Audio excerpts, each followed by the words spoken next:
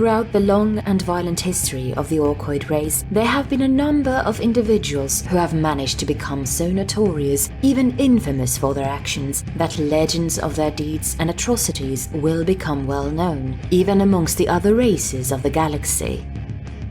The majority of such individuals will often be great war bosses or warlords, such as the orc known simply as the Beast, whose hordes almost succeeded in bringing about the very extinction of humanity, or Ghazghkull Maguruk Thraka, the self-proclaimed and seemingly unstoppable prophet of the orc gods Gork and Mork. Despite this, a number of, for lack of a better term, lesser orcs have also succeeded in becoming legends in their own right, such as the commando boss known as Snickrot, who is an unparalleled master of psychological warfare, or the mecha boy known tentatively by the Imperium as Orchimedes, who is commonly regarded as being the greatest scientific mind of the entire orc race. And yet, one of the most infamous of all greenskins isn't an orc at all, but is instead a Gretchin, one of the smaller and more cowardly strains of Orcoid. This particularly notorious creature is none other than Makari, the personal banner-bearer of Ghazghkull himself.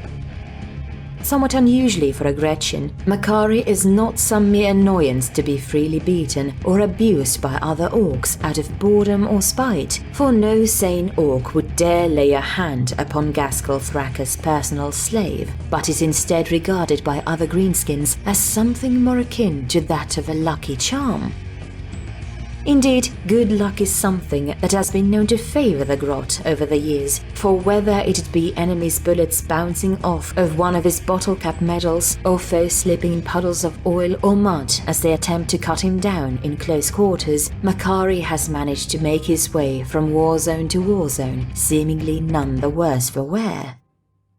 Because Makari has been a follower of Ghazghkull's for so long, the orc has developed a sense of sentimentality for his diminutive servant, and, while he would most likely never admit it in front of his followers, he would nonetheless feel at least a little lost without the grot following him around upon the battlefield. However, while some Imperial xenologists have attributed Makari's unusual longevity to his exceptionally good fortune, the truth of the matter is that Makari is no longer the name of just a singular grot, but has instead become something more analogous to a title, with the name being borne by dozens, if not hundreds of different Gretchin over the centuries. Indeed, whenever a Makari dies, either in battle or simply due to an unfortunate and often messy accident, another grot will eventually take their place and inherit both the name and role of their predecessor. While some believe that these replacement Makaris are simply random grots that have been forcibly pressed into service by Ghazghkull's followers so as to not anger the warlord with news concerning the grot's death, this is in fact not the case, for each successive Gretchin to bear the name Makari is chosen, consciously or otherwise, by Ghazghkull himself. And not only that, but every incarnation of Makari is capable of recalling the memories of their predecessors as if they had personally experienced such events themselves. Such memories are not solely limited to the various deeds undertaken by past iterations of Makari, no matter how mundane, but also include the specific circumstances regarding as to how they came into the personal service of Ghazghkull, and even, often in graphic detail, as to how exactly each of their predecessors died. But if Makari is not just a singular individual, but an entire lineage of Gretchin, then just how exactly are they able to so clearly remember the events of their, for want of a better term, past lives? Some have suggested that each Makari is not selected through mere luck and happenstance, but that they are subconsciously chosen due to being the descendants of the original Makari, or more specifically, their reincarnation. Such an idea would initially appear to be fairly logical, or at least it would by the unconventional standard of orcs, for according to their religious beliefs, Gork and Mork, the twin gods of the Orcoid race, will belch the soul of a slain greenskin into a new body following their death, creating and perpetuating an eternal cycle of birth, death, and rebirth. However, this would appear to be fairly unlikely, for as mentioned earlier, as detailed within the novel Ghazghkull Thraka, Prophet of the War, each and every incarnation of Makari becomes not only imbued with the memories of their predecessors, but will even adopt certain aspects of their very personality after being chosen by Ghazghkull himself. Indeed, whenever the warlord comes into physical contact with a random Gretchin following the death of a Makari, such as by placing his hand upon their shoulder or head, they would become, for all intents and purposes, physically branded by the warlord, and with that act will have their minds flooded with the memories of their forerunners. As to how Ghazghkull is able to seemingly transform any random grot into a brand new incarnation of his beloved slave and pet, the most likely explanation is that it is somehow linked to a particular and somewhat peculiar aspect of Orkoid physiology known as the warfield. The warfield is in itself, as implied by its name, a field of psychic energy that is subconsciously generated and projected by each and every type of Orkoid organism, including orcs, Gretchin, snotlings, and even squigs. Whenever Orkoids gather en masse, this innate psychic field will gradually begin to expand and grow in intensity, acting in a manner akin to that of a hormonal stimulus, becoming even stronger still whenever the Orkoids become excited, such as during the midst of a particularly violent battle, or even by simply gambling upon the outcome of a highly competitive squig-eating contest. In addition, the very existence of the warfield grants Orkoids the ability to alter the very fabric of reality, albeit in an extremely limited capacity. For instance, certain pieces of Orc technology, such as weaponry or vehicles, will only function as intended when operated by an Orkoid, becoming little more than useless pieces of scrap in the hands of other races. Another example of this phenomena is shown with the Orkoid belief regarding the speed and acceleration of vehicles, for according to greenskins, vehicles that are painted red are capable of outperforming those that are primarily decorated with a different color, leading to the old mech boy adage of "red ones go faster." It is also worth mentioning at this time that following his initial life-saving surgery at the hands of Doc Grotsneck and the subsequent implantation of an adamantium plate within his skull, Ghazghkull would begin to manifest a number of seemingly latent psychic abilities. With this in mind, given that each Makari is personally appointed by Ghazghkull, consciously or otherwise, it would appear that the warlord is able to subconsciously utilize the warfield in order to channel the essence of the original Makari into the body of those grots destined to inherit the mantle.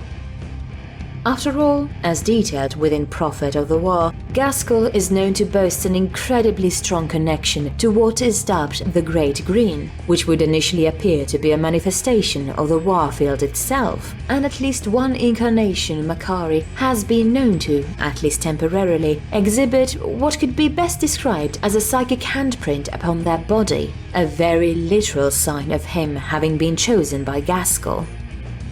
Since all Orkoids innately and unconsciously generate a field of psychic energy around their bodies, it's entirely possible that the thoughts and emotions of orcs, Gretchin, and to a lesser extent snotlings, can effectively be stored within the depths of the warfield itself, similar to how computer data can be uploaded to the cloud or a noosphere network, making it theoretically possible to, essentially, download said memories from this psychic mycelial network into a new body, providing that one has the necessary ability and skills to do so. Alternatively, instead of simply tapping into the Great Green to recover the memories of their predecessors, each Makari is able to vividly remember their past lives due to the other Orkoids simply believing that they are in fact the one true Makari. After all, according to Ghazghkull himself, the warlord is able to effectively keep bringing Makari back simply by bestowing a random grot with the name Makari, which, when combined with the warfield's ability to alter the very fabric of reality, could allow any grot with the name of Makari to recall the memories of each and every Gretchin to have ever shared the name, should enough orcs believe that they are in fact one and the same. such an idea isn't entirely unprecedented, for during the Second Armageddon War, Ghazghkull would begin to genuinely believe that Commissar Yarek, the savior of Hades' hive, would very well defeat him, and by extension his forces in combat, a mindset which would indeed coincide with when Imperial forces managed to finally begin turning the tide against the Orcs. However, this particular hypothesis would appear to be somewhat unlikely due to the fact that a new Makari was able to be created following Ghazghkull's death at the hands of the space wolf Ragnar Blackmane. Following the Battle of Krongar, as Ghazghkull's followers desperately searched for a new Makari in hopes that the Grot's presence would be able to somehow help resurrect their boss, various Gretchin would be lined up and inspected in hopes that at least one of these Grots would be a new potential Makari. It was only after when one Grot in particular had, thanks to the actions of Grotsnik, been touched by the severed, lifeless hand of Ghazghkull himself, would a new Makari emerge and be accepted by the Orcs, which in turn heavily implies that simple belief is not enough to create a new iteration of this special Grot, but that some kind of physical or psychic process is indeed involved.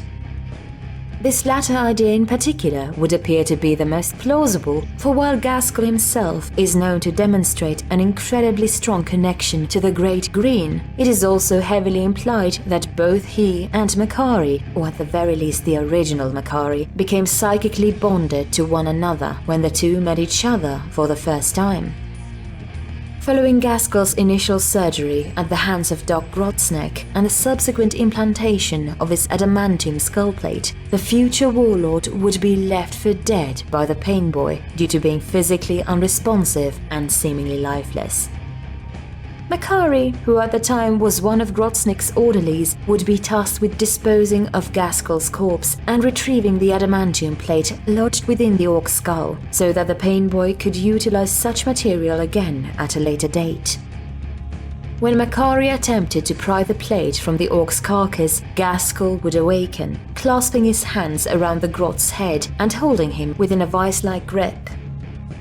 It was while he was helplessly trapped within the Orc's grasp that Makari would experience an intense psychic vision from the Great Green, one which depicted the Orcoid race as how it was meant to be, as a vast and truly unstoppable horde, culminating with the Grot bearing witness to what appeared to be the very manifestation of Ghazghkull's primal and indomitable spirit, standing atop a mountainous pile of corpses, the countless enemies that the warlord himself had slain, or will soon slay in battle, and roaring in triumph.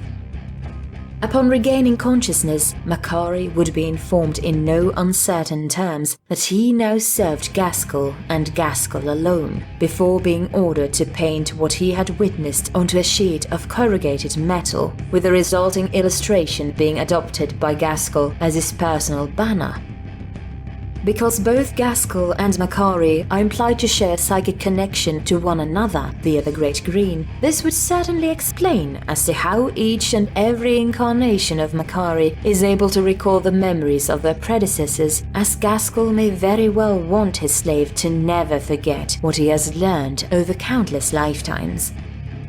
Not only this, but this inherent link between Ghazghkull and Makari is also loosely implied to be a two-way connection. As mentioned earlier, following the warlord's fatal decapitation at the hands of Ragnar Blackmane and the subsequent death of Makari via a falling piece of debris during the Battle of Krongar, a new Makari would effectively be created or otherwise discovered by Grotsnik via the utilization of one of Ghazghkull's severed hands. Upon realizing that they were in fact the chosen of Ghazghkull, this new Makari, with the aid of Grotsnik, would restore Ghazghkull to life, dragging the warlord's spirit back from the depths of the Great Green and funneling it back into his butchered, surgically altered and augmented body. However, whether or not Makari actually had a hand in restoring his master to life is in itself somewhat debatable, as some have suggested that Ghazghkull simply willed himself back to life due to the gods Gork and Mork telling the warlord that he still had work to do in the mortal realm. In either case, it is worth noting that both Grotsnik as well as a Deathskull warboss named Bullets, who served as Ghazghkull's closest and most loyal lieutenant, were adamant in their belief that Makari would be required to resurrect their boss. Because of this apparent spiritual connection to one another that Ghazghkull and Makari share, in addition to the warlord's own powerful latent psychic abilities, this would indeed provide a logical explanation, albeit by Orcish standards, as to how a living grot is able to recall the memories of those that have long since perished. Alternatively, perhaps Ghazghkull is somehow able to unconsciously drag the soul of the original Makari from the depths of the warp over and over again, before transplanting it into a brand new host body. But if this were indeed the case, then one has to wonder as to what happened to the souls of these successive iterations of Makari. Would such chosen grots have their original souls displaced into the immaterium, or would their bodies come to house the spirits of multiple Makaris? Whatever the truth may be, Makari will continue to follow his master across the galaxy for centuries to come, regardless as to whether he is the 50th, 100th, or the 150th grot to bear the name. What do you think? Leave a comment below, and thanks for watching.